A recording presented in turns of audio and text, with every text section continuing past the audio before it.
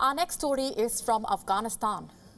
We have been getting you stories about what Afghanistan under the Taliban has looked like, stories of basic rights being snatched away, and the impact that the Taliban rule has had on the country's women.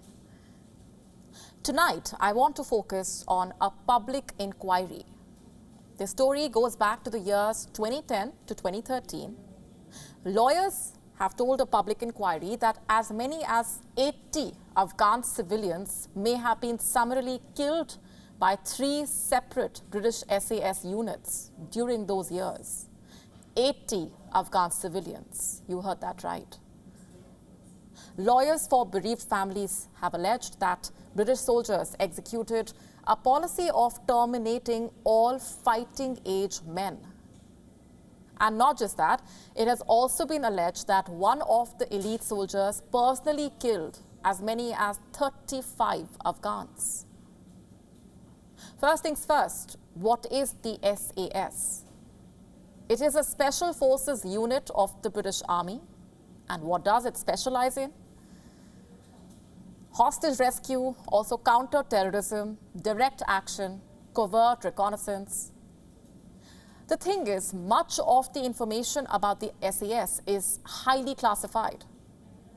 You don't really see the unit being commented on by either the British government or the Ministry of Defence, given the secrecy and also the sensitivity of its operations. The public inquiry looking into allegations of war crimes committed by the SAS soldiers in Afghanistan. There have, by the way, been concerns that have been raised by senior army officers talking about how there appeared to be a quote-unquote casual disregard for life. A casual disregard for life. British soldiers from the SAS are believed to have routinely raided family compounds in the search of Taliban fighters. This was during the later part of the UK's military deployment in the Helmand province.